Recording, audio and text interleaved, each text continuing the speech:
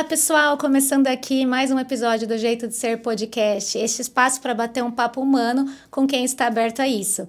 Quero já agradecer aqui a Bonamix Studio, de onde estamos falando diretamente, que é parceira desse projeto. A nossa convidada de hoje é a Marli Terra Verde, psicanalista, que aceitou gentilmente, o convite de vir aqui falar sobre o Diário da Morte, a história, do irmão dela, que escreveu esse diário depois de ter que pousar de emergência na selva boliviana, de avião. E a partir daí, qual o impacto que teve isso na vida dela, da família dela. Então, é isso que a gente vai saber hoje. Marli, muito obrigada por ter aceitado esse convite. Realmente é um prazer ter você aqui. Muito obrigada a você, Lígia, pelo convite. E por falar desse assunto, que é um assunto familiar importante, eu te agradeço.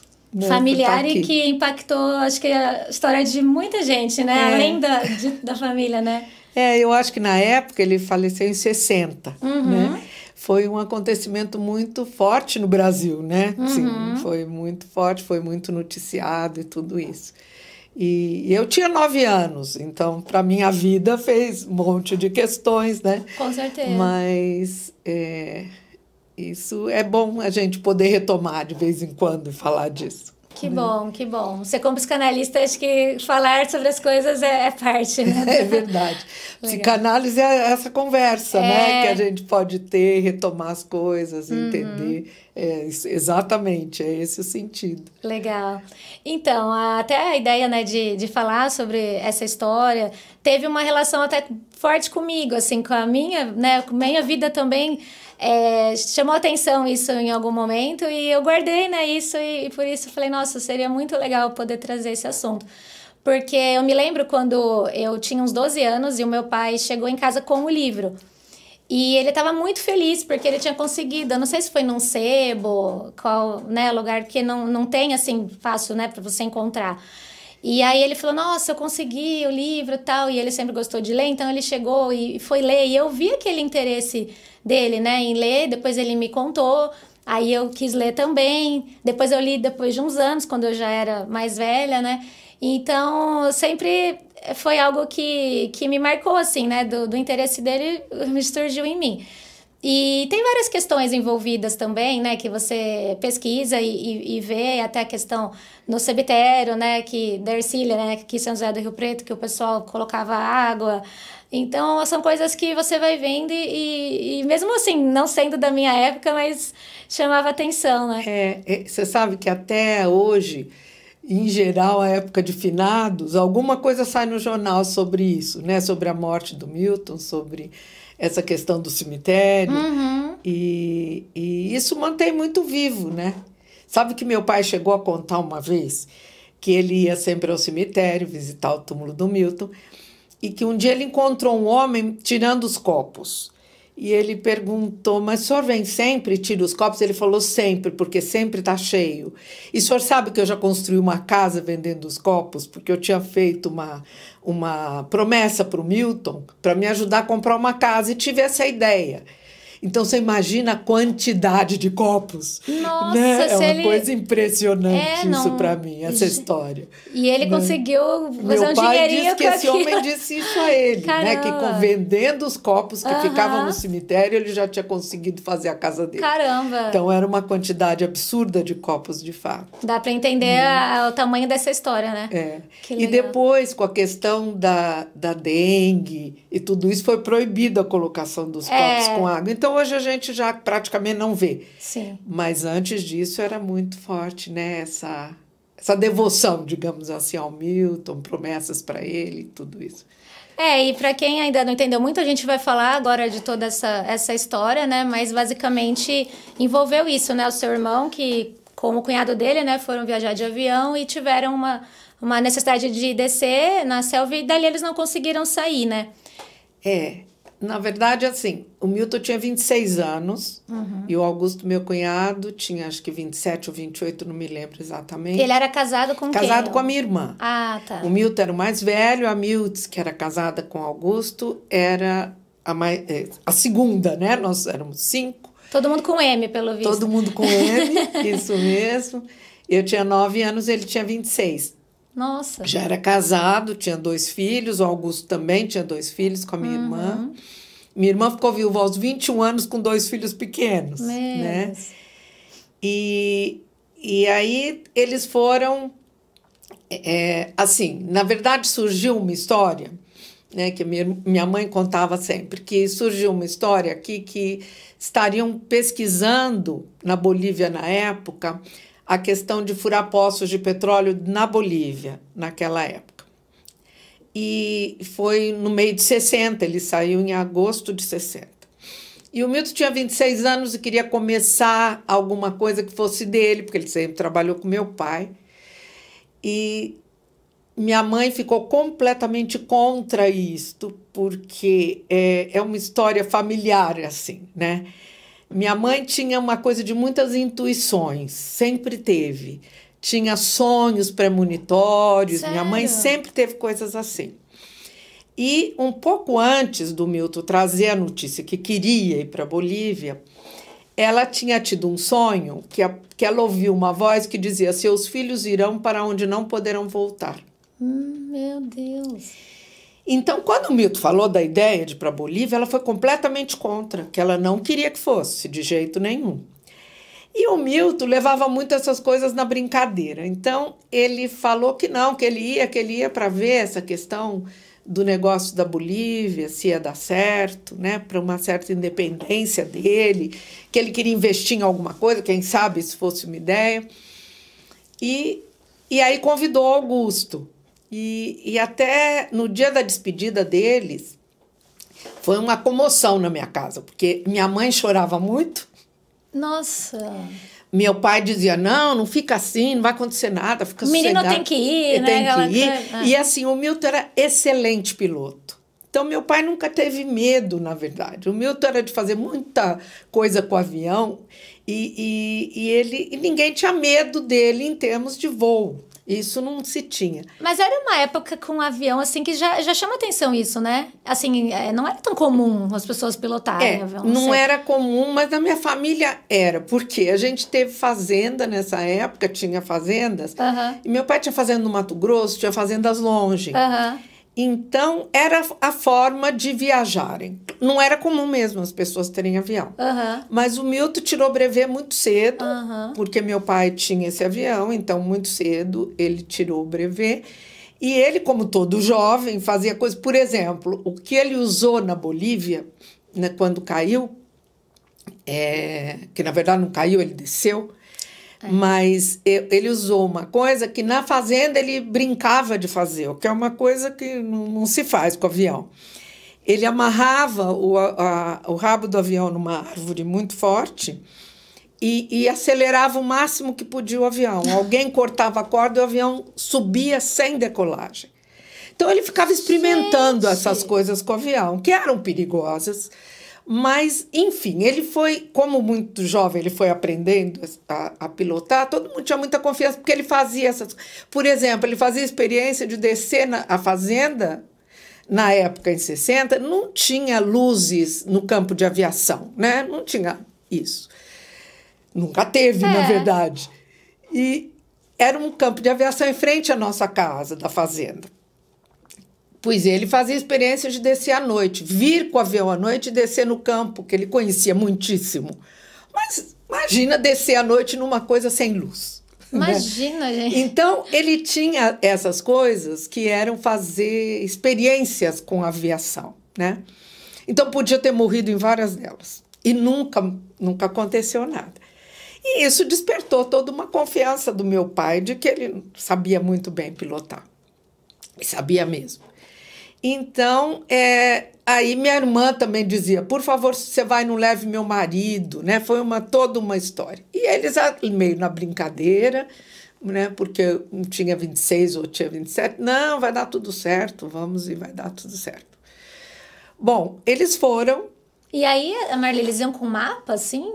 Então, era mapa, num avião com pouco aparelho, porque na época os aviões não tinham aparelho Cessna, de precisão. Né? 140. Era um Cessna.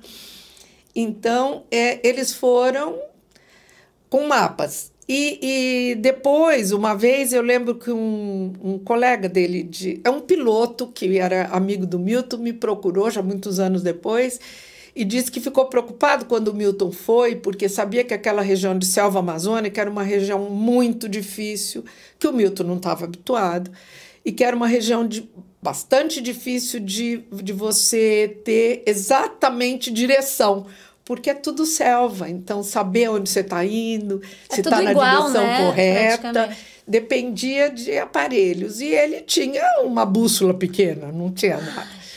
Né? Bom, mas enfim, ele foi e ele saiu daqui, foi uma coincidência assim, também bastante complicada para a gente, porque ele saiu num dia de Rio Preto e pousou em Araçatuba antes de ir. Né? De Araçatuba é que ele foi. Nessa mesma noite, foi a noite em que morreram os estudantes no Turvo.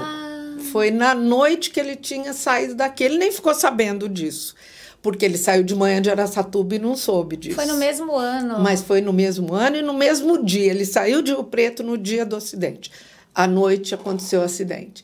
Então, ficou todo mundo de Rio Preto muito tomado por aquela história dos estudantes que morreram muito jovens, né? Foi indo para uma fanfarra, né? Na cidade. Isso. Então, foi uma coisa que tomou conta. Então, ficou todo mundo muito voltado para isso. E os primeiros dias que ele estava viajando para nós, estava viajando, né? Ninguém se preocupou muito. É interessante que a minha família nunca teve... Acho que porque sempre se viajou para trabalho, para as coisas, para fazenda. Naquela época não tinha telefone, não tinha essa coisa de se comunicar, né? Sim. Hoje tudo a gente comunica. Naquela época isso não existia. Então não se tinha muito hábito de chegar lá, avisa que chegou. Não se tinha isso. Essa preocupação, né, de não, hoje. Manda um WhatsApp, verdade, é impossível. Não tinha nada disso, na verdade. Então, nos primeiros dias, ninguém estranhou, na verdade, que ele não tivesse dado notícias, estando num outro país. Sim. E se demorou um pouco. Eu acho que meu pai começou a formular que algo devia estar acontecendo depois, porque ele ficou de voltar em 11 dias. Eu acho que à medida que ele não chegou, é que a preocupação começou a surgir. A viagem esperada era um dia, assim? Não, eram 11 dias. Mas para ele ir, assim, chegar na Bolívia... eu acredito que um dia, porque estava de avião, não era uma coisa tão distante. Mas ele ia trabalhar lá, acho que 10 dias, tentar ver essas coisas. Ele ia tentar ver o que ele conseguia. O que ele conseguia, o que estava acontecendo, enfim. E voltar. Então, até que isso passasse, na verdade, minha família achava que estava tudo bem, que ele estava lá. Né? Quando não voltou, é que se começou a questão de procurá-lo. Né? Nossa, e é uma agulha no palheiro. Você imagina como é. Porque se a gente começou... Meu pai, na verdade, começou a procura, que seja 15 dias. Ele ficou vivo 62. E meu pai só o encontrou depois. Quer dizer, meu pai o encontrou em dezembro. Então, agosto, setembro, outubro, novembro, dezembro, 4 meses, né? Para que ele fosse descoberto. Então, durante todo esse tempo, ninguém sabia exatamente o que tinha se passado com ele. Né? E muitas coisas complicadíssimas, né? Porque meu pai foi procurar a FAB na época para dar notícia de busca e aconteceu um episódio completamente... Quer dizer, parece... Depois disso eu cheguei à conclusão que muita coisa, quando tem que acontecer, não tem muita jeito de interferir, né? Parece. Então, meu pai, a primeira coisa foi tentar saber a entrada dele na Bolívia. E ele entraria por Santa Cruz de la Sierra. Ele chegaria em Santa Cruz de la Sierra. Ele sairia de Corumbá. Então, foram saber em Corumbá se ele tinha passado por lá. Quer dizer, na verdade, foram deduzindo isso, que ele devia ter saído de Corumbá. Ninguém sabia a rota exata Ninguém dele. sabia isso direito. Só que aí, em Corumbá, não tinha nenhum registro do voo dele. Por que não tinha registro? Porque aviões pequenos muitas vezes eram usados para contrabando ou para tráfico de drogas. Enfim, como até hoje você tem essas questões. Então, eu acho que era uma prática, né? Isso é a minha dedução, não posso garantir isso. mas que havia uma certa prática de aviões pequenos não serem comunicados nem registrados. Né? Para a Bolívia, que era um lugar que também participava disso, como até hoje a gente tem essa coisa dos tráficos, ele simplesmente não havia comunicado de nenhum voo dele. Não tendo comunicado, o voo não existia, não é? Então, ninguém sabia o que tinha acontecido. E a FAB acabou deduzindo, também por conta própria, que se não havia registro, e se caso ele tivesse realmente ido e acontecido alguma coisa, ele estava fazendo tráfico de drogas. Então, um dia, pela revista, ou pelo jornal, não lembro mais, meu pai vê de que, olha, ele estava sendo procurado. Ele não ia ser procurado porque era alguém que fazia tráfico de drogas. Bom, meu pai foi atrás de meio mundo na época, né, para ver o que fazer, porque a FAB não estava indo procurar. E o Roberto Sodré era governador, na época era primo da minha mãe. E aí ele arrumou um avião particular, assim, de alguém, que acho que nem era dele, mas um avião que meu pai pudesse fazer uma busca própria. Nossa! Né? Aí meu pai foi para a Bolívia e meu pai ficou sobrevoando a selva por ali, mas sem ideia de onde pudesse estar o avião. Né? O Milton chega a citar no diário dele, né? Porque ele, desde que desce, ele escreve o diário, que é o Diário da Morte. Né? E ele chega a citar, olha, meu pai... Nossa, ele tinha uma convicção, né? Ele falava, meu pai deve estar me procurando, eu ouço um avião sobrevoando, né? E, de fato, meu pai estava procurando na época. É impressionante e ele ainda quantas vivo. vezes ele fala, né? Do pai, muitas vezes. Porque ele tinha certeza que ia procurar. Mas meu pai não conseguia ver o avião, porque realmente era uma clareira pequena. E para se avistar o avião, tinha que ser avião de busca mesmo, né? Porque os aviões de busca, eles têm como sobrevoar muito baixo. Nenhum outro avião pode fazer isso naquela região. No seu caso, seu pai pilotava? Ou Meu pai não, ele foi com piloto. Foi com piloto. Foi com piloto. E olhando, assim, e procurando o tempo todo. Ele foi junto com Walter Dias, que é quem escreve. Que era parente também, que era advogado. Casado com uma prima, era advogado, e é ele quem desce na clareira, inclusive. Meu pai não foi, não deixaram ele ir. E quem faz o Diário da Morte. Né? Então, estava meu pai, o Walter e esse piloto nesse avião procurando. E o que acontece é que eles não conseguem encontrar, e a FAB acaba encontrando meu irmão em dezembro. Eles estavam em dezembro indo atrás de um filho de um ministro brasileiro que tinha caído no Peru. Foi por acaso, então? Não era absoluto acaso. Eles não estavam procurando o Milton. Só que era a rota. Então, quando eles sobrevoaram baixo, eles viram o avião. Gente! Né? E aí avisaram meu pai, e aí que a FAB foi, que conseguiram descer na clareira, né? Mas ele já estava morto há um tempo. Né? E aí ele tinha deixado o diário.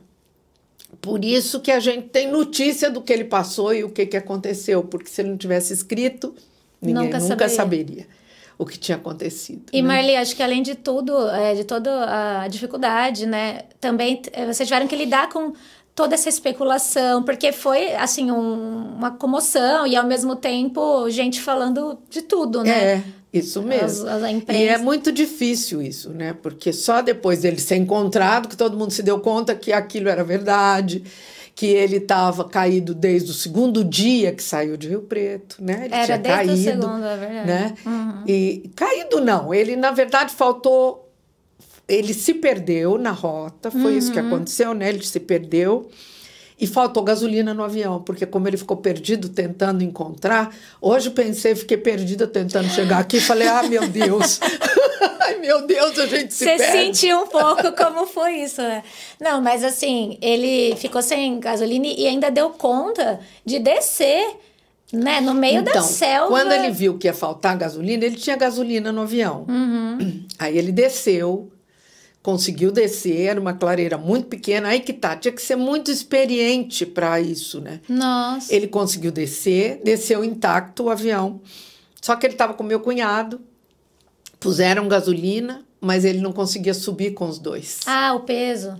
Não é só o peso, é que ele teve que fazer isso de amarrar o avião para conseguir decolar numa clareira muito pequena. Não tinha espaço. Então precisava o meu cunhado montar, precisava a história de tirar a corda.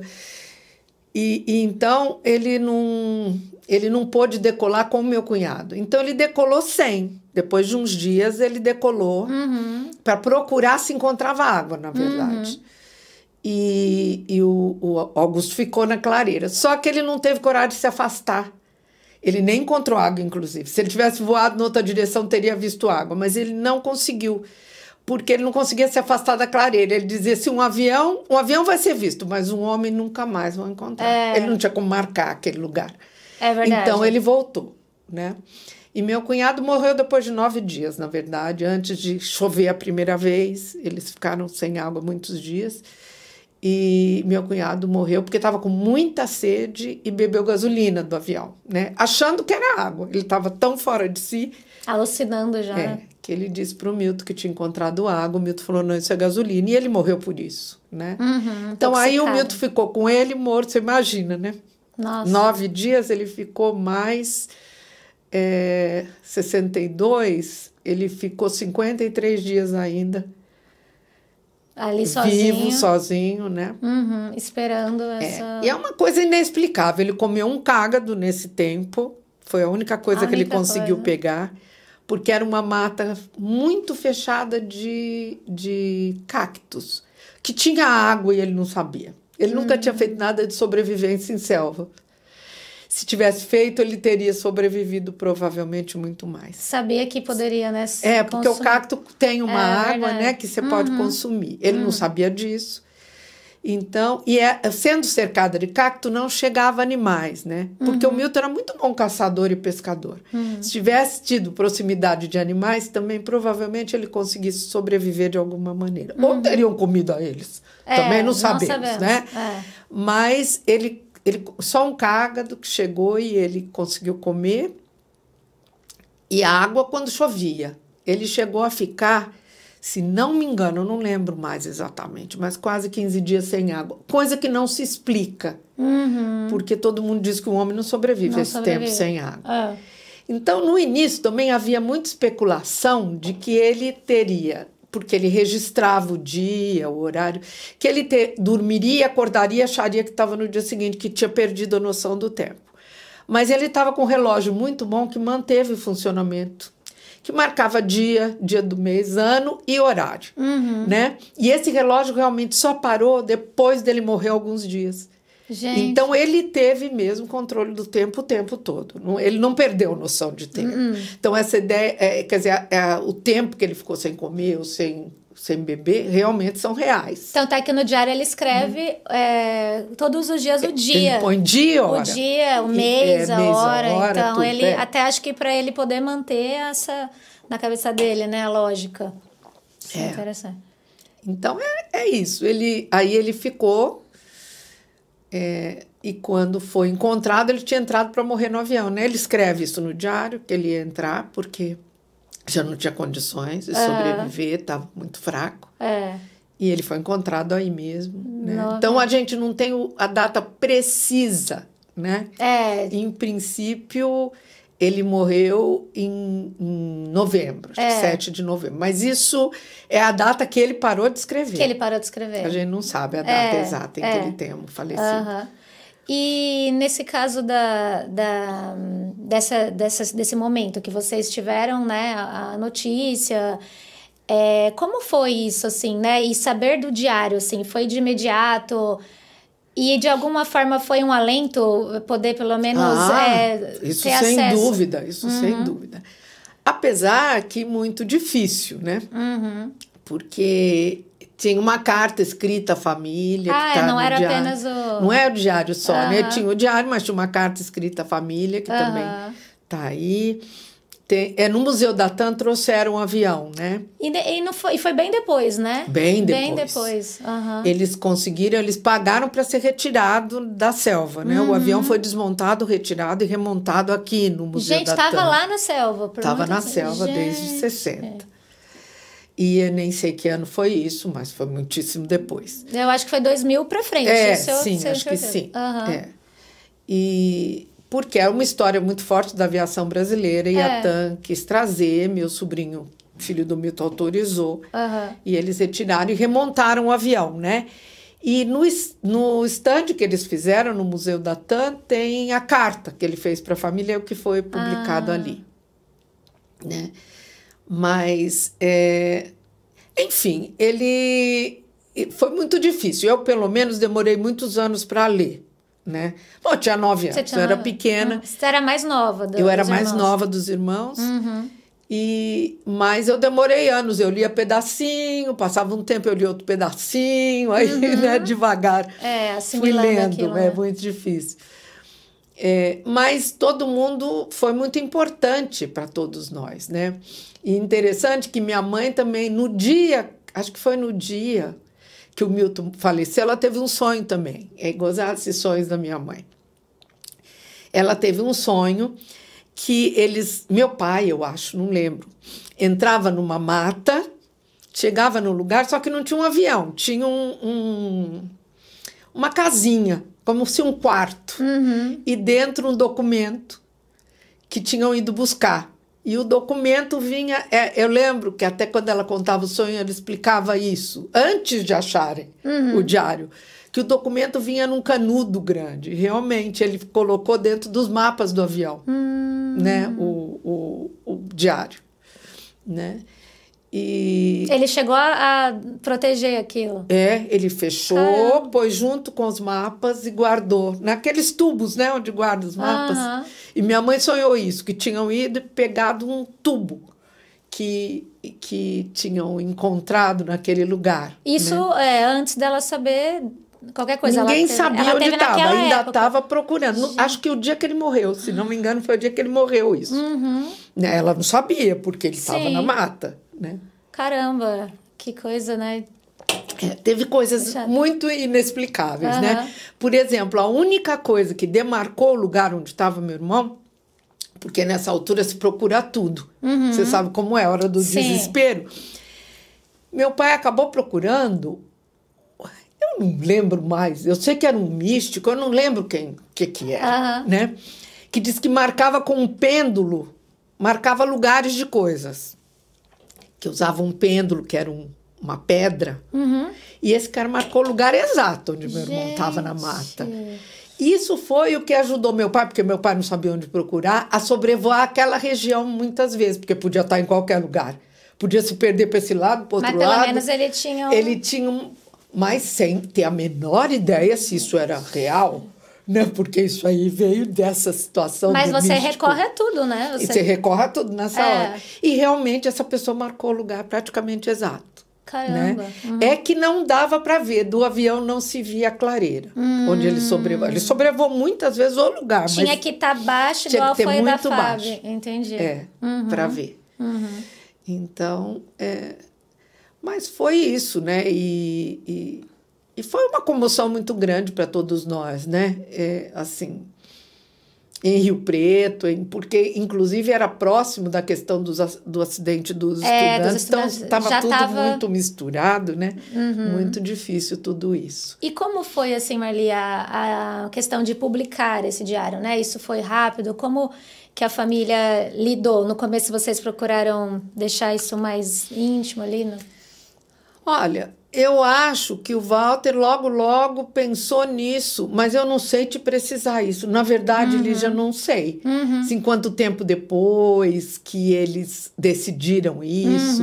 Acho que foi um tempo, porque até se organizarem, né? Sim. Eu lembro que na época também, quando o diário foi publicado, teve todo um pessoal que veio dos Estados Unidos querendo fazer a filmagem disso, né? Fazer um filme? Fazer um filme, procuraram meus pais e tal, para ver se autorizavam eles fazerem um filme, mas no fim decidiram por não fazer, exatamente porque a família disse, não queremos que faça isso. Pronto.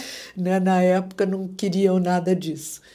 Então, acabou não sendo feito. Mas, assim, o diário foi publicado também na revista, na época, acho que era a Manchete que publicava essas teve coisas. Cita mesmo que Se teve não me uma engano, a revista. Manchete publicou o diário também. E depois virou livro, né? Mas demorou um pouco isso, né? E assim, na sua visão, né, o que você acha que levou, né, o Milton, você até como psicanalista e da família também conhecia ele, a numa situação dessa tão drástica ter essa preocupação, né, de relatar, escrever. Isso é interessante, sabe? Porque eu, sinceramente, eu acredito que foi assim, mais uma forma dele se comunicar com quem não estava lá. Porque eu acho que a gente, numa situação assim, que fica incomunicável, você vê como nós, na pandemia, aumentamos, todo mundo fazia contato com todo mundo, agora com a via que nós temos. Não é verdade? Quer verdade. dizer, celular, mas nós aumentamos muito a comunicação nesse período. Por quê? Porque estávamos sem contato, né? Eu acho que foi isso, que na medida em que ele se viu sem o contato, ele tinha que tentar conversar com alguém, era o jeito de conversar com alguém. Porque quando você escreve para alguém ler. É verdade. Né? Então, todo autor se comunica com o leitor de algum jeito. Tem um leitor imaginário, né? Então, acho que ele escrevia para um dia a gente ler. Né? Tanto é que o início do diário, ele faz como uma brincadeira. A gente nota isso lendo claramente. Né? Que ele está narrando uma grande aventura. O Milton adorava aventuras. Ele era uma pessoa de adorar grandes aventuras, né? Caçador, pescador, ele gostava de aventuras. Lembro de uma história dele mais jovem, na fazenda, que era uma coisa assim que me impressionou muitíssimo. Ele estava no rio, de bote, e com a luz do bote. A luz bateu num olho de um animal e o olho... Para ele, era uma capivara. Tinha muito capivara na fazenda e capivara é muito gostoso para comer. Ele atirou e pulou. Por quê? Quando se atira, ela afunda. Então, para encontrar é mais difícil. À noite. Então, ele atirou e pulou. A sorte é que o tiro pegou no meio dos olhos, porque era uma sucuri de um tamanho que até hoje eu era pequena e eu me lembro perfeitamente. O trator foi buscar, ela veio amarrada no trator e o rabo ia muito além da caçamba do trator. Eu me lembro daquilo. E de saber que o Milton que tinha matado aquele animal, e por acaso, né? Porque ele atira e pula, podia não ter acertado à noite. Né? Mas como ele tinha certeza que era capivara, ele atirou e pulou para pegar, né? Para trazer o troféu. Então, ele era uma pessoa de aventura. Então, ele começa a escrever o diário, você percebe que ele está contando uma aventura. Né? Que ele desceu ali, que ali era assim, que ele desceu. Na cabeça dele, ele ia sair de lá. É verdade. Só que eu acho que à medida que o Augusto morre, deixa de ter esse caráter totalmente. Muda, né, o tom. Muda o tom. Muda o tom. Aí ele fica... Ele sabe que ali está muito perigo acontecendo. Ele gostava muito do meu cunhado, era um grande amigo. Então, você percebe que aquilo mudou totalmente de figura. Né? Mas eu acho que foi manter a comunicação. Porque isso mantinha vivo. Você imagina você não poder falar com ninguém. Que desespero é isso. Né? Então, eu acho que foi isso. Porque o Milton não era de escrita. Eu ia nem muito de isso, escola. Não era o jeito dele. Não era. Não, nada disso. Imagina, né? Uma pessoa que senta e escreve, disso, né? Sempre... Ele escreveu um livro inteiro, né? Mas, na verdade, eu acho que era a forma dele se manter vivo, se comunicando com as pessoas. Né? Outra coisa que é interessante é que ele escreve receitas, né? Isso me chama muito a atenção. As receitas que ele gostava, ele escreve todas. É verdade. Né? Cada coisa que conectava, né? Como se fosse assim, uma imaginação que ele precisava ter para se sentir alimentado, nem que fosse pela mente. A mente é a maior coisa que nós temos, né? Por isso eu sou psicanalista. Acho que a mente nos mantém vivos, nos mantém lúcidos. Verdade. Ou não. E ela faz toda a diferença da forma como você vai levar a sua vida, né? Tá tudo ali, né? É impressionante isso. Você perdeu a mente, você perdeu tudo. Perdeu tudo. Né? O que não é verdade com o corpo. É Você verdade. perdeu uma parte do corpo, você não perdeu tudo, mas você perder parte da mente, você perde tudo. Perde tudo. Né? E ele não adianta ele não queria, saúde né, física. perder. E ele manteve isso. Ele manteve lucidez do começo ao fim, com todo o sofrimento que ele teve. Para mim é incrível, ele manteve a fé e aumentou sua fé, porque o Milton também não era uma pessoa muito religiosa. Ele Nunca fala foi. muito de e Deus. ele fala muito de Deus o tempo todo. Ele não se revolta, o que é uma coisa impressionante. Né? Porque as pessoas, por muito menos, estão largando tudo da fé, não querem mais saber, Deus não cuida. Né? Ele não, ele teve uma capacidade mental invejável, Milton, de fato. Uma humildade também, né? Também. De, naquele momento, se ver como a gente é, na realidade, né? Eu acho que esse é o fascínio do livro, porque você ter acesso ao que pensa uma pessoa numa situação dessa é muito rico, entendeu? Isso mesmo. Porque é o mais puro. É aquele momento que você se a verdade desprende. mesmo. A verdade nua e crua, né? E ele ter compartilhado isso, né? É um presente que ficou, né? Um legado, né? É verdade. Para as pessoas. É verdade. E assim, inclusive uma coisa que também chama atenção, ele parece que ele também, ao longo do tempo, ele também ressignifica coisas, né?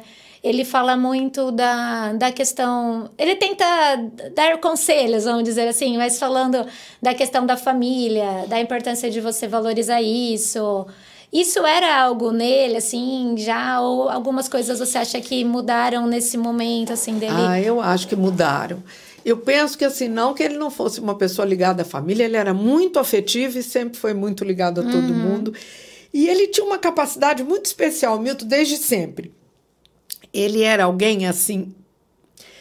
Ele era interessante. O Milton era muito bonito e ele era uma pessoa muito cativante. Sempre foi. Então, daqueles assim... Eu tinha uma avó muito brava, por exemplo, que a gente chamava de mãe velha, porque minha bisavó era índia, mãe dela. Né? E eu só adulta vim entender que é o jeito que os índios chamam as avós. É mãe velha, não é avó. Né? Então, ela era chamada por nós de mãe velha. Né? E que provavelmente ensinado pela mãe dela. Isso era da família Terra ou Verde? Verde. Aqui. Verde. A avó do meu pai, né, chamava Bárbara, porque era índia. Bárbara para povos bárbaros, né? São coisas que você vai entendendo ao longo do tempo, né? E eu até tenho uma ideia, assim, que uma vez eu pensei, acho que eu vou escrever um livro sobre isso, e pensei nisso, que é uma coisa maluca às vezes, né? Porque a minha avó Bárbara, né, que é minha bisavó, na verdade, ela foi pegar laço por peões quando era criança. Coisa de muitos índios brasileiros, né? Muito mais comum essa história do que a gente supõe. Eu, durante muito tempo, achei que era um mito familiar isso. Depois fui conversando com indigenistas e vendo que não, que isso era uma história de muitos brasileiros. O que acontecia? Eles viam uma criança indígena, peões, né, no campo, eles laçavam como um animalzinho, levavam para uma família branca criar. Né? Como se pegasse um animalzinho e levasse para casa para criar, não importava. Tinha esse direito. Minha bisavó foi assim. Né? Na nossa região aqui, Marli, ou não? No Mato Grosso. Ela é de uma tribo indígena de lá, provavelmente, foi pega no Mato Grosso e foi criada por uma família lá. Né? Então, eu às vezes penso que na medida em que tiramos um ser da natureza e da floresta, devemos outro, quem sabe. Né? Quem sabe o Milton pagou a dívida. É verdade. Né? Porque tiramos um de lá, né? Que nos fez, mas devolvemos um lá. Voltou, né? para Quem sabe o Milton teve que pagar essa dívida ancestral da minha família. É né? verdade.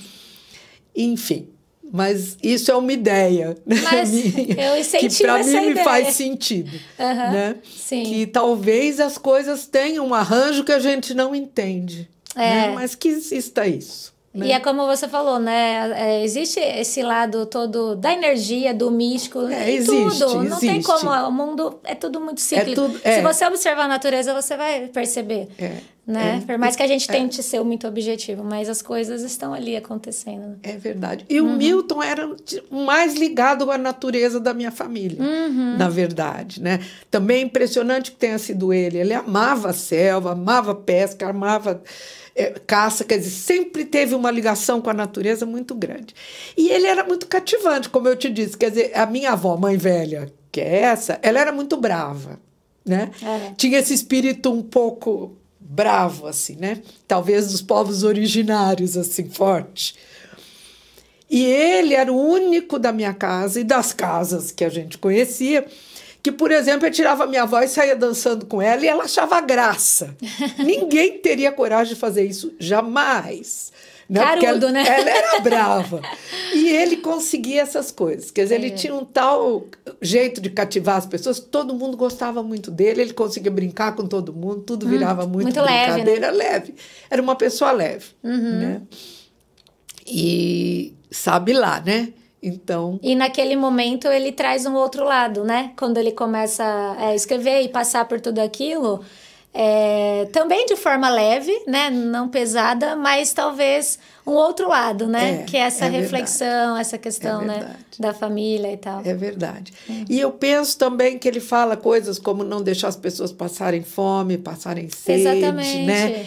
Que eu acho que hoje a gente vê tanta gente com fome, né? Outro dia eu estava vendo 35% dos brasileiros estão estão abaixo da condição de manter alimento para a família, então isso é gravíssimo, né? E isso era uma coisa que ele fala muito no diário, né? De nunca deixar ninguém passar, porque é a pior coisa, a gente né? não entende o que isso significa. É verdade. E ele teve a condição de viver isso na pele, né? Do jeito muito difícil, mas teve. E, Marli, como que foi, assim, depois, né, desse ocorrido, né? Como que a sua família se reorganizou, né? Crianças ali, né, que eram desses pais, imagina. Olha, Lídia, eu penso que uma tragédia desse tamanho é muito difícil de reorganizar, né?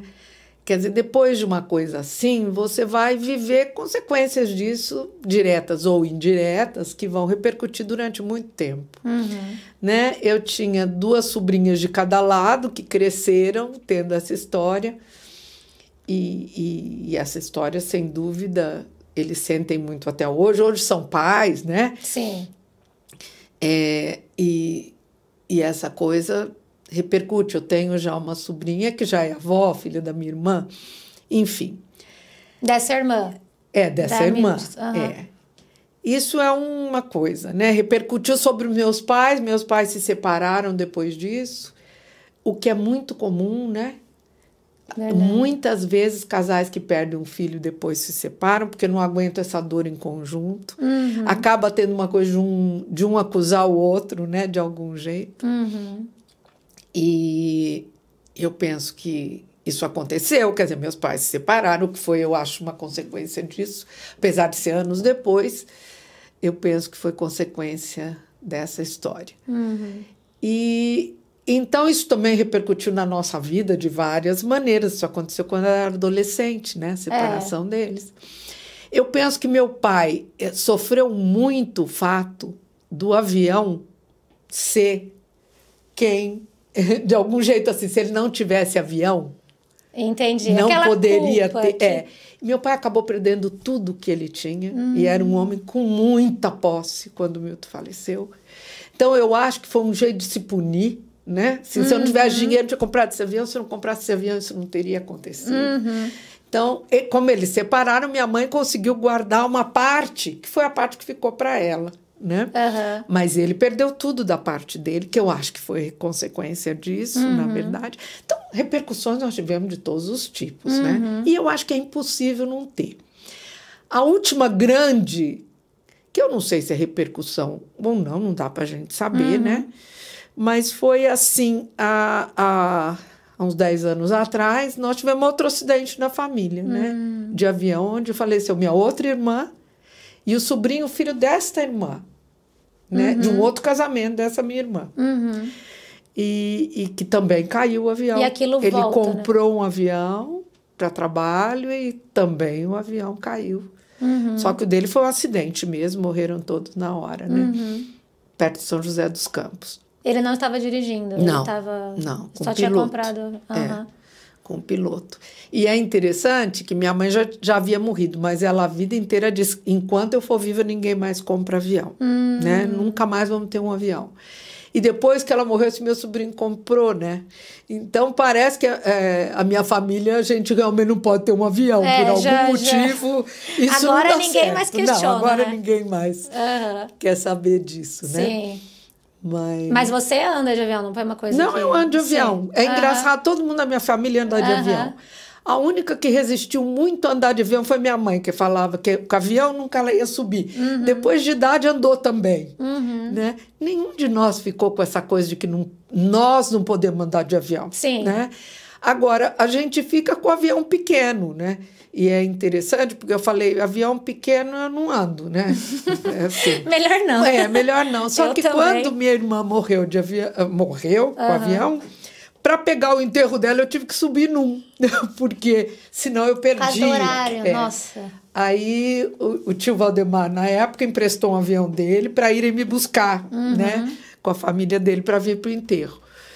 E eu vim de avião pequeno, né, para o enterro. Então, eu falei, bom, não adianta a gente dizer essas coisas, porque a vida cuida, não é a gente que cuida. Cada vez mais eu aprendo isso, né? Que a gente pode se cuidar bem, mas a vida muitas vezes que determina. E tem hora que não tem escolha e você tem que dar aquele passo, escolha, né? Mas ninguém tem esse medo, é interessante. Eu não tenho medo de voar. Sim, não, nenhum. E assim, nessa parte, no caso seu, né? Falando assim da sua experiência com tudo isso, porque você era criança, imagino que via também o Milton assim, né? Como aquele irmão super poderoso, né? Irmão mais velho e tal. E você, né? Muita coisa acho que você pegou como tempo, mas o sentimento ali, com 9 anos, você já capta tudo isso, né?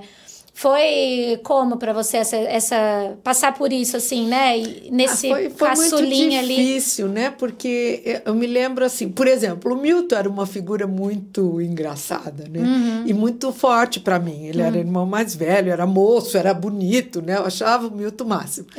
E, por exemplo, a gente gosta muito de cantar na minha família. Sempre gostamos, né? Alguns acham que é porque a gente é descendente do Verdi, o compositor italiano. E é verdade, nós somos. Ele era tio-avô do meu avô.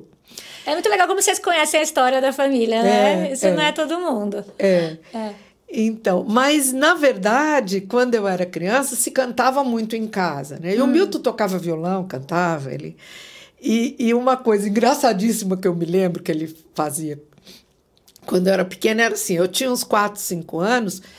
E ele me ensinou um tango, que era uma coisa terrível a letra do tango. Para uma criança cantar, tango é aquela coisa, cai na sarjeta, né? Você sabe como é tango. E você cantava. E eu cantava. Ele me ensinava detalhadamente. E aí ele falava, agora você canta. Quando eu cantava, minha mãe ficava furiosa. Várias vezes eu apanhei por causa do tango. Nunca mais esqueci o tango, porque ficou marcado para sempre. Não deu certo. Minha mãe me ensinava valsas, músicas infantis para eu cantar no lugar do tango. Aí o Milton falava para mim, não, essa daí é feia. Olha, bobagem, a mamãe não gosta, mas bonita é essa. Aí cantava eu de novo, apanhava outra vez, e assim ia. Ele era muito... E ele provocava minha mãe através de mim, porque ele estava na adolescência. Então, ele provocava através de mim, né? Ai, ai. E aí, essa idade sua, depois, né, que você foi passando, acho que teve toda essa mudança. Então, depois, a morte foi uma coisa muito violenta para mim, porque ouvir, né, quando meu pai estava lá na Bolívia, que ele falava por rádio amador, né, com a minha mãe, e eu me lembro do dia em que ele comunicou que tinham achado o avião. E, para mim, 9 anos, ouvir aquela comoção, porque foi uma comoção. Né, familiar, porque se tinha achado o avião é porque ele estava morto. Né? Então, isso foi muito forte. Me lembro também que quando os corpos vieram, me tiraram daqui, porque não tiveram coragem de me deixar. Então, eu lembro que me mandaram para Olímpia, nunca esqueço, não foi para Olímpia, foi para Guaraci. Tinha uma parente da minha mãe que morava em Guaraci e que tinha filhas e tal, e mandaram eu e minhas primas, que eram muito próximas minhas, para Guaraci passar férias, para eu não ver. E aí foram umas férias ótimas. Depois eu tive culpa anos, anos de culpa. E você não percebeu na hora? Que eu não percebi. E realmente me diverti nas férias até a hora que eu falei com meu pai. Quando eu falei com meu pai, vi que meu pai chorava e não sei o quê, aí as férias acabaram, né? Mas depois que eu fui entender que durante esse mesmo tempo eles estavam todos aqui, o Milton chegando, foi enterrado, e que eu não vi, né? Então isso para mim foi muito difícil, tive culpa anos de como que eu me diverti. Olha, né? só. Então, coisa que você não tinha nenhuma responsabilidade. Não tinha, mas criança não entende isso, né? É verdade, de jeito nenhum. É verdade. Eu tenho uma amiga que o pai faleceu quando ela tinha 7 anos, e ela estava me falando outro dia que a mãe não quis que ela fosse, né, no velório e ver tudo, e ela fala, nossa, eu acho que isso... Não sei como teria sido se eu tivesse ido, mas, assim, o fato dela não ter visto, e depois ela sempre deixou isso como se não tivesse tido muita importância. Só que, de repente, voltou aquelas memórias do pai, e aí ela falou, nossa... Porque é um fechamento. É um fechamento, Quando você eu penso que os ritos funerários todos, né? Ter o velório, o enterro, tudo isso, o homem conquistou ao longo de muito tempo. Né? Muito tempo da humanidade para chegar nisso. É verdade. Que é uma elaboração de luto, né? Verdade. Então, eu penso que não ter isto, muitas vezes, é muitíssimo complicado. Porque você nega o fato. Você já quer negar, porque é difícil. Só que aí você pode negar, você não tem aquela memória, né? É verdade. Coisa que com a pandemia agora, que você vê quanta gente não pôde viver essa questão do luto, né? Nós temos um trauma aí coletivo, nem sei que tamanho, né? Verdade. Por isso. É verdade. De não ter não tido ter isso. tido isso. É verdade, faz sentido. E aí, depois quando você foi querer estudar e se tornar psicóloga, você acha que tem uma ligação, né? Você teve um despertar, de repente, para esse lado de entender o ser humano, a cabeça... Eu não sei dizer isso, na verdade, Lígia, se foi. Porque, sem dúvida, essa questão de me entender veio muito cedo. Né? A primeira análise que eu fiz, eu tinha 16 anos de idade. Foi antes de escolher faculdade. E que me ajudou muito, né? Eu fiz análise muito tempo na minha vida. A sua mãe incentivou? O que foi muito bom. Minha mãe, não é que ela incentivava, porque ela não entendia muito como era isso. Mas ela permitia. Se a gente queria, ela achava que era bom, né? Então, eu fui para análise muito cedo. E eu acho que foi muito mais isso. Quer dizer, o fato de fazer análise e ver a importância disso para a minha vida e para depois dessa tragédia, das dificuldades, eu conseguir viver feliz, né? Acho que a análise me ajudou a ser feliz, de verdade. Né? Acho que a análise faz isso quando você se aprofunda e pode transformar coisas que você viu. Todos nós sofremos coisas, né? Mas quanto mais traumáticas, mais difícil de resolver e elaborar. Então, para mim, foi fundamental. E eu acho que foi muito mais isso que me ajudou a encontrar esse caminho, na verdade. O fato de você ter vivenciado a experiência da análise. Isso, desde cedo. Eu acho que isso me ajudou muito, né, a escolher esse caminho. E todos que é um nós caminho que eu história. gosto muito até hoje. Né? São quantos anos já de trabalho? De formada, 45. Que legal! Formada psicóloga, né? Fiz formação em psicanálise também já faz 20 anos, mais de 20. 25 mais ou menos. Então, muitos anos. E é um trabalho que eu gosto muito, me realizo muito. Né? E naquela época não era tão comum mesmo, né? Assim, essa profissão, acho que o estudo da psicologia, né? Até hoje você tem resistências em relação a... Cada vez menos, né? Mas a gente ainda tem algumas resistências, né? Que as pessoas veem como uma coisa, eu só posso ir se eu tenho um problema muito grave. Eu acho que problemas todos temos e que podemos ir para viver melhor com a gente mesma. E é esse o maior sentido da análise, né? A gente se compreender e viver melhor, né? Fazer melhores escolhas, não ficar dando tanto murro em ponta de faca. A gente faz muito isso na vida, né? E eu penso que a análise nos ajuda muito nisso. Né? Então, eu fiz análise muitíssimas vezes e trabalho com isso e gosto muito há muito tempo. Quando a gente trabalha com isso, a gente se trabalha o tempo todo, né? Então, eu acho que é um caminho que me ajudou demais mesmo. Legal. Né? E, Marli, no caso esse impacto coletivo, né, do livro e tal, como que você avalia isso, assim, né, que foi essa... Porque as pessoas chegavam a colocar água, né, no túmulo e tal, até por achar que aquilo era... Porque teve uma graça alcançada. Teve toda essa questão, né, envolvida, assim. Como que você avalia isso, assim, essa necessidade das pessoas de... Então, eu sou católica, né? Por isso, eu acho que eu também acredito um pouco em milagres. E eu também peço graças para o Milton, muitas vezes. Já que está do lado de lá, né? Quem sabe me ajuda em algumas coisas. Mas eu penso assim, o que eu acho que as pessoas fizeram, por que escolhem isso? Porque ele teve um sofrimento meio sobre-humano. Né? E a gente costuma ver os santos, ou quem faz milagres, ou tudo, quem teve sofrimentos sobre-humanos. Então, entendo assim essa confiança de que ele possa ajudar, digamos, né?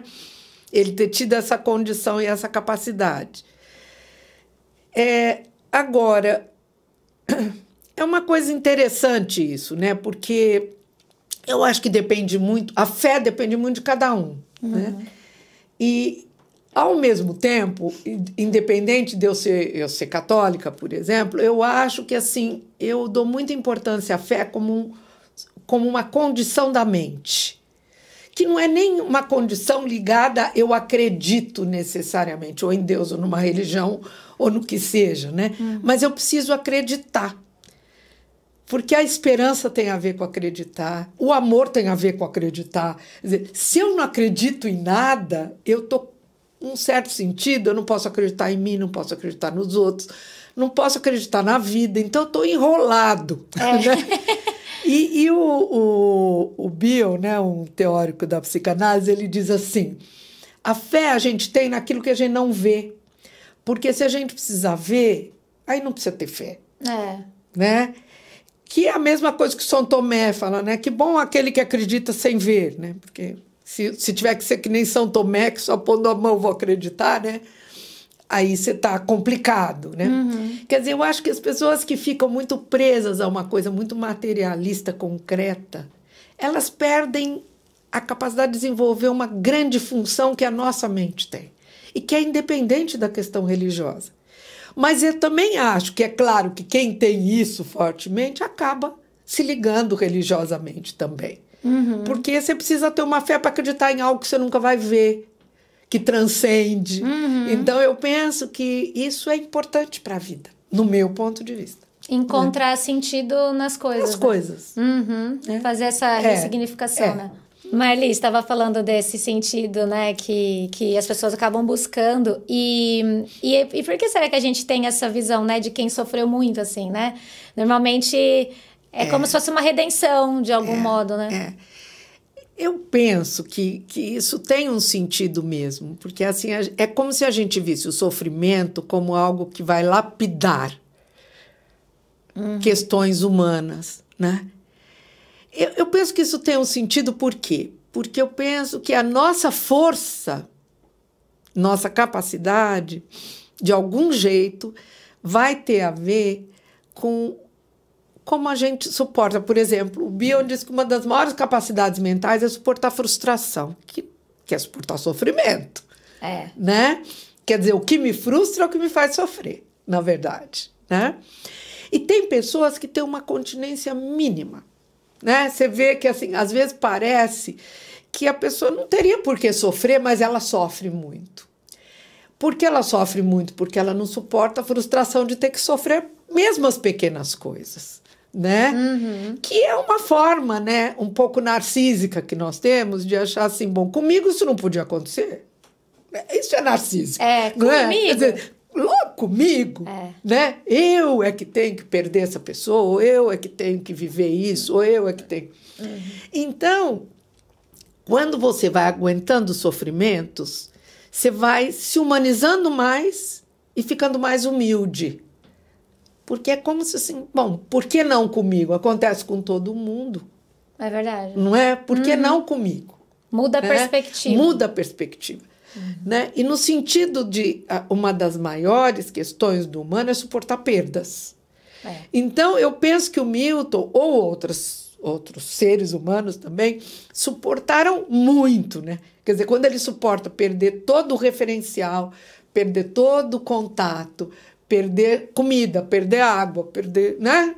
Perder as coisas básicas, tendo sido um rapaz que tinha tudo, né? Porque também isso é importante. Um rapaz que nunca na vida tinha passado por isso e tinha 26 anos.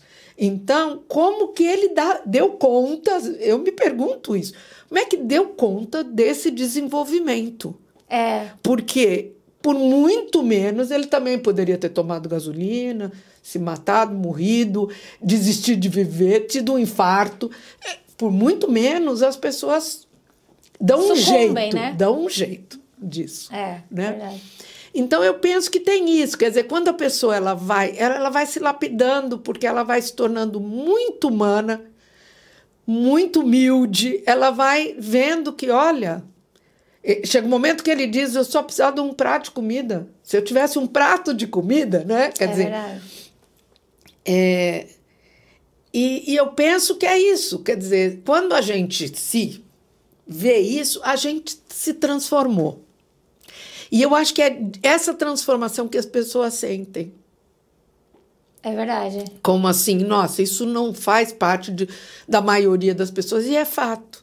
Agora, a questão é que não sabemos como seremos nós postos à prova. Nunca, a não ser que você passe vamos por saber aquilo. Isso é fato. É impossível, né? Mas eu penso que, até acho que quando a prova é de realidade, a gente tem mais condições de enfrentar. O que a gente menos enfrenta são nossas fantasias, na minha opinião. Como assim? As pessoas imaginam, ai, se eu morrer, e aí sofrem. Ai, se eu ficar doente, e aí sofrem. Ai, se eu tiver Covid, aí sofrem. Ai, se eu perder quem eu amo, aí sofrem. Ai, se eu for abandonado, aí sofrem, né? E eu já vi pessoas que sofrem muito se ficarem doentes, o dia que elas ficam não é a mesma coisa. Não sofrem igual imaginavam. Porque eu penso que as nossas fantasias, elas não têm limite. Não tem limite. E elas provocam sofrimento sem limite. Então, eu Maior penso... do que, às vezes, se for uma situação real. Real. Então, eu penso que ele viveu uma situação real, limite, né? Mas que ele teve uma série de condições que foram realmente muito grandes, né? Ter condição de cuidar do cunhado, de suportar viver com ele lá, de suportar sobreviver, né? Enfim. De manter a esperança. De manter a esperança. De deixar uma até mensagem. O fim ele manteve a esperança, né? Então, acho que foi uma condição sobre-humana, num certo sentido. Eu acho que é por isso. Que as pessoas reconhecem, né? E que a gente, se vive essas condições, a gente se lapida muito mesmo, né? Você não vê que tem pessoas que vão viver lá, né? Tem muita gente que abandona... se coloca nessa situação. Se coloca em situações limite. Verdade. E que elas falam que são muito transformadoras, não é? É verdade. É por isso, eu acho, né? Você se permite colocar em contato com isso que a gente passa por cima, né? Que tá lá no fundo, no fundo, no fundo mesmo. Eu fiz o Caminho de Santiago, né? Fiz 3 vezes. Sério? E penso que é uma situação um pouco que a gente vai vivendo isso também. É muito interessante o Caminho de Santiago nesse sentido, né? Como que funciona, Marli? Então, eu fiz 3 vezes. A primeira eu fiz 200 quilômetros, né? É na Espanha, né? Com quem você fez, por exemplo? Eu e meu marido. Sério? Os 2 só. E a primeira vez foi quando eu fiz 50 anos. Que legal. A segunda, quando ele fez 50, que ele fez 2 anos depois. E a outra eu fiz, acho que há 3 anos atrás, 4 anos atrás. E a primeira foi 200 quilômetros, a segunda foi 800 e a terceira foi 200 também. Nossa! Quer dizer, agora, é uma situação onde você se coloca numa situação um pouco limite, porque você anda, né? Muito! Muito, e você vira andarilho, na verdade, porque você não tem condição de carregar, né? Muita coisa. Muita coisa. E você vai largando suas coisas. Então, é muito interessante Nossa. essa experiência, porque você vai... Quando eu andei os 800, você vai de fato largando. Não importa mais, é gozado no caminho, você é peregrino. Não importa como você chama, que profissão você tem. Não importa nada disso. Nada disso. E as 2 primeiras vezes eu fiz sem celular, sem nada disso, né? Então, vamos viver isso como tem que viver, né? Então... Quanto tempo levou? A primeira eu levei 15 dias, a segunda eu levei 40 dias, né? Mais ou menos 20 quilômetros por dia. Um pouco mais em alguns trechos. Mas você vai cansando. Diminuindo a velocidade, provavelmente. A velocidade. E você vai abrindo mão de tudo que você dá valor. Isso que é interessante como experiência que eu digo, né?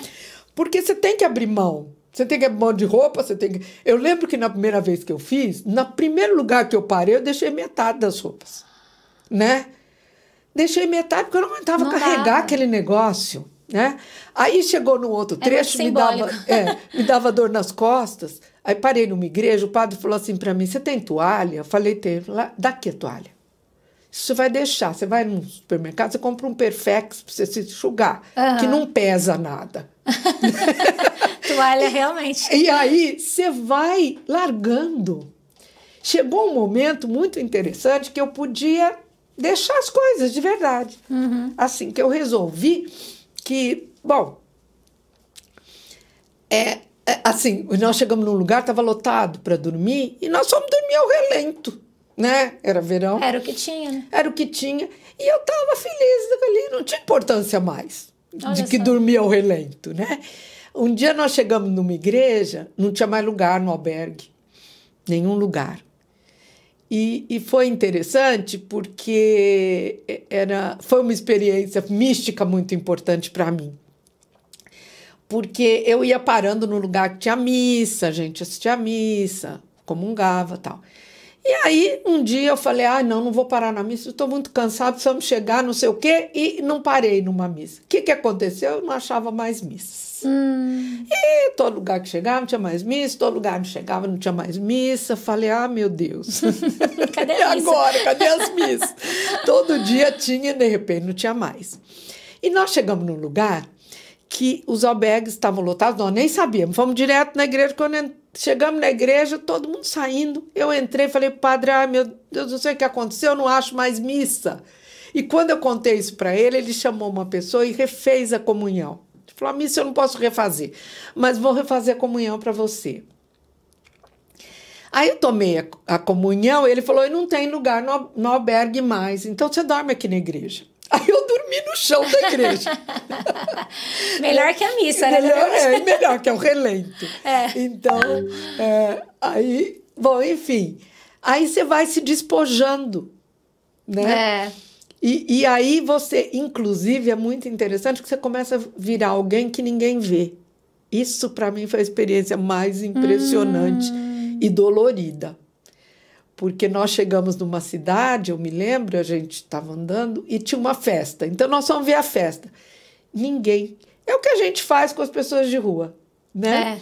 A gente faz de conta que não existe, que não vê, que não percebe. Eu senti claramente que eu tinha entrado nessa sintonia, que eu tinha virado andarilho, que eles não me queriam. Às vezes, eu entrava num restaurante para comer, tinha dinheiro para pagar, mas eles me tratavam mal. Né? Só. Porque você já não é mais... Você não está com a roupa esperada, com o jeito esperado. A sua imagem. A sua imagem. Né? Então, você vai se despojando até disso, num certo sentido, né? E para mim foi uma experiência incrível. Que é essa situação limite, né? Porque eu falo, agora na minha vida não tem ninguém que eu não veja. Eu cuido para ver todo mundo que eu vejo. Entendeu? Porque eu acho a perspectiva. Que mudei totalmente nisso. Né? E acho que me fez muito bem. Que legal. Quando eu voltei do caminho, eu falei, o que será que vai ser de mim agora, né? Será que eu não vou querer mais ter casa, carro, roupa? O que será que vou morar andarilho? Tem uns que viram, voltam para o caminho e vão viver lá. É tão interessante. Como que é voltar e voltar para o mesmo lugar, né? Depois de... E é engraçado, eu não sabia como ia ser.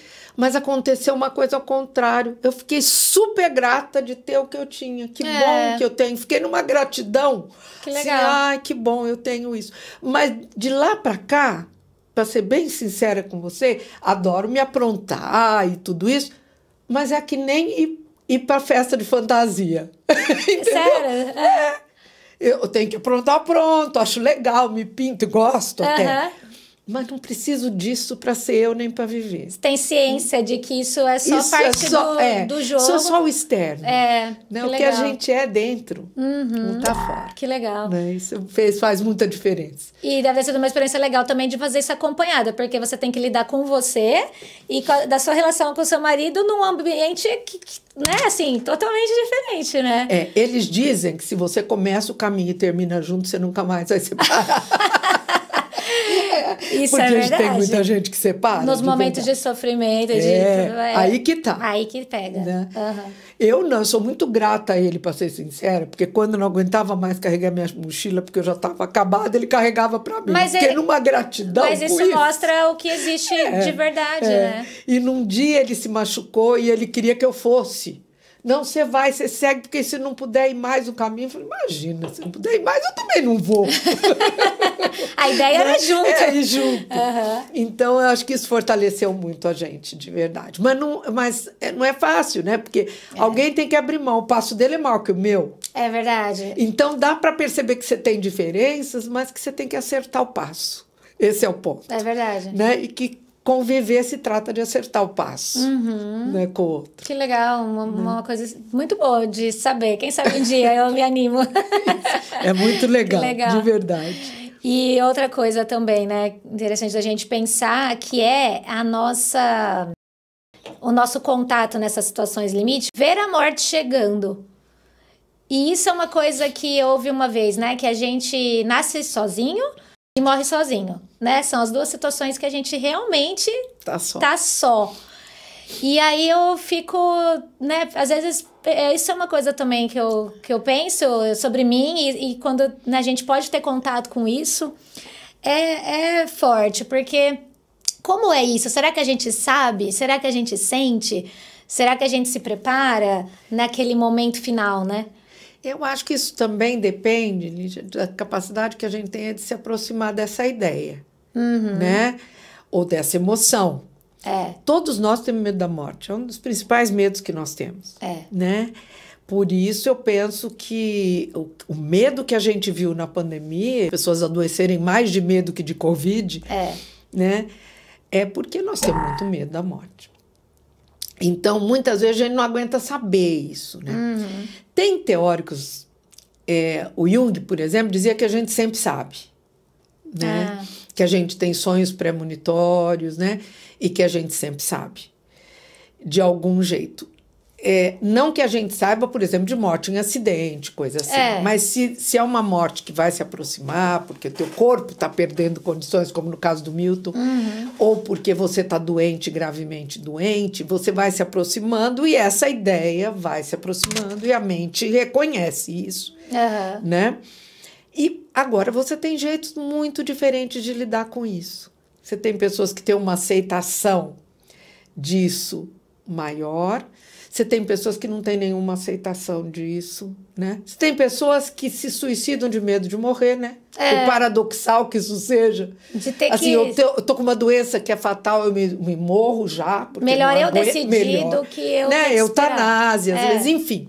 Porque é difícil isso de estar se aproximando, né? As pessoas até dizem, o medo não é da morte, é do sofrimento, mas penso que é o sofrimento da morte, né? Na verdade. Então, eu acho que isso é uma condição. Agora, do meu ponto de vista, quanto mais a gente aceitar a nossa finitude, que não é saber quando vamos morrer, mas saber que iremos morrer mesmo, né? Quanto melhor aceitarmos isso, melhor viveremos. Porque eu acho que a gente perde muito tempo de viver bem. Porque a gente vai viver tanto que a gente não sabe quanto, mas a gente acha que é tanto. É verdade. E a gente gosta. Eu também quero viver bastante, mas a gente fica numa ilusão com isso que muitas vezes faz a gente perder muito tempo. Sabe, assim, eu deixar para depois. Eu tenho vontade de fazer tal coisa, mas outro dia, quem sabe? Nessa fase da minha vida não dá. Agora não dá. Então, eu vou deixando para depois, às vezes, coisas importantíssimas, né? Então, eu acho isso. Inclusive, uma vez eu li uma entrevista, achei muito interessante, de um budista que era considerado iluminado, né? Um monge budista. E aí, essa entrevista era para saber por que ele era considerado iluminado, afinal. E a resposta que ele deu para a jornalista foi, ou o jornalista, não sei, foi a seguinte: eu sei que eu vou morrer, né?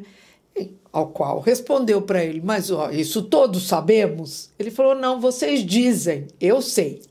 Olha só. Né? Quer dizer, eu penso que essa coisa de saber que, bom, não sabemos, pode ser daqui a pouco, pode ser amanhã, não sabemos, mas aceito, porque uma coisa é não saber e me desesperar, outra coisa é não saber e aceitar, que a hora que chegar é a hora que tem que ser, né? E poder aceitar isso, seja para nós ou para quem nos cerca, eu acho que muda a nossa qualidade de vida, de verdade. É verdade. Né?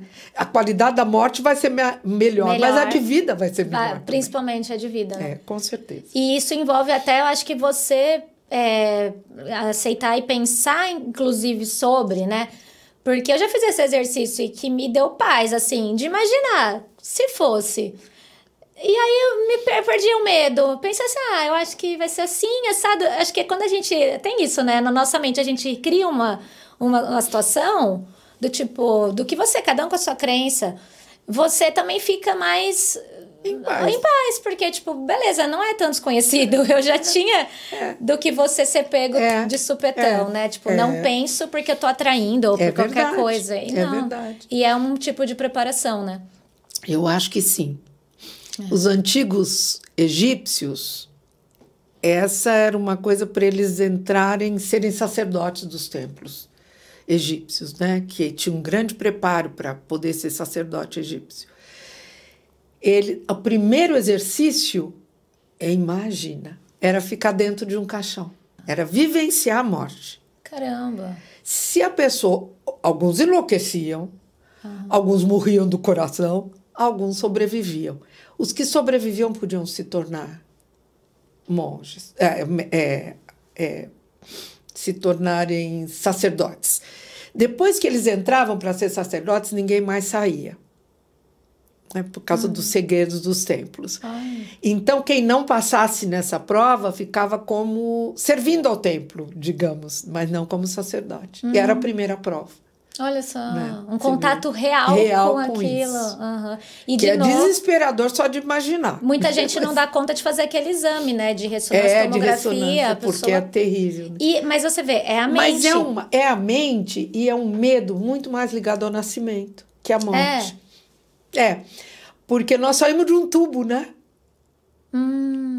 O útero, né?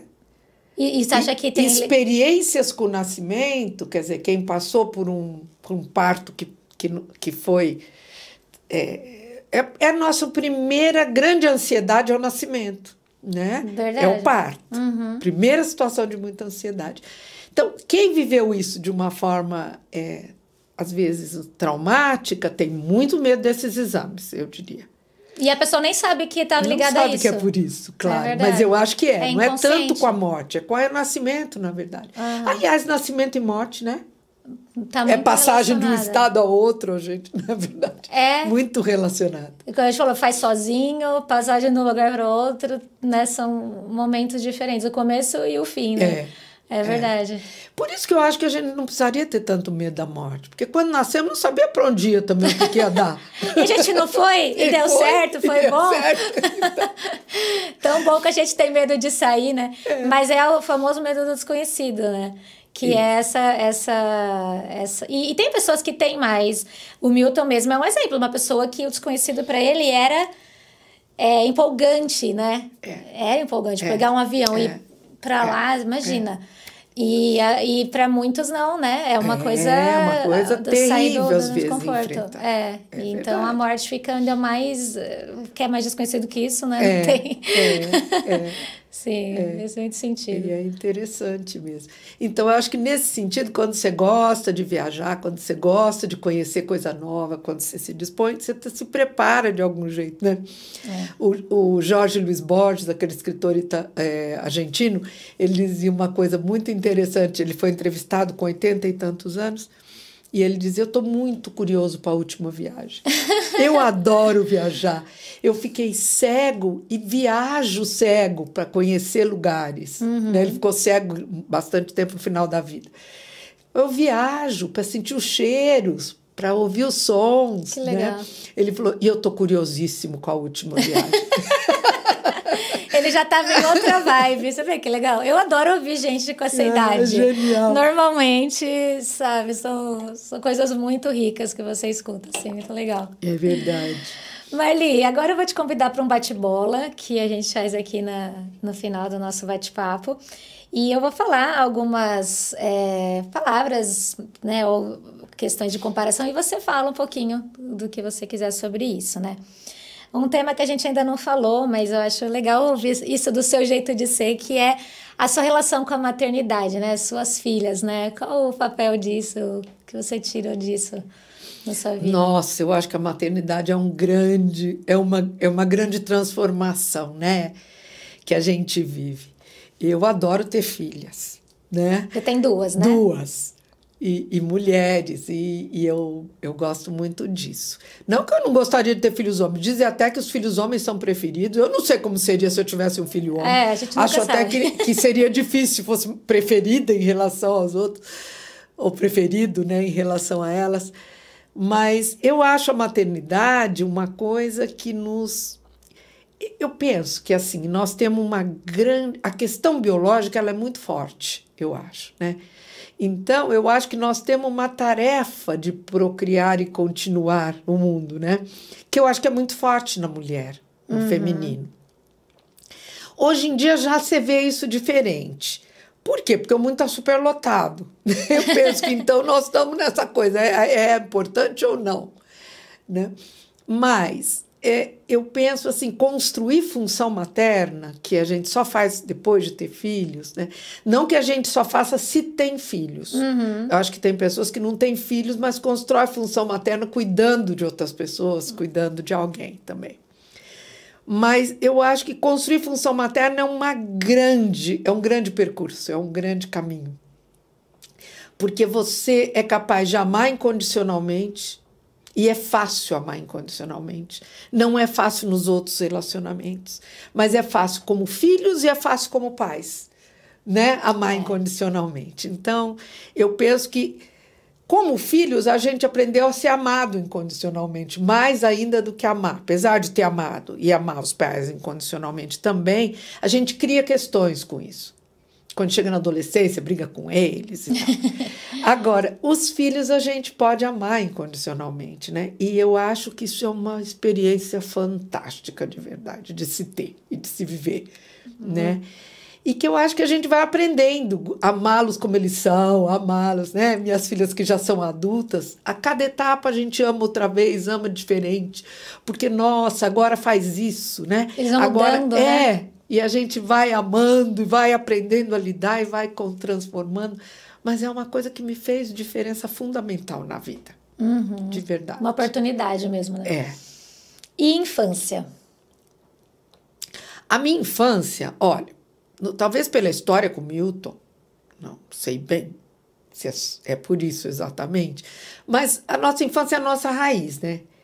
Eu tive até os 8 anos uma infância que eu acho que foi muito, muito feliz, assim. Por isso tem um contraste aí, né? Uma quebra, né? É, porque eu fui criada numa fazenda grande, com toda a liberdade desse mundo. Eu acho que muito do que eu vivo, de me sentir livre, vem da minha infância aí.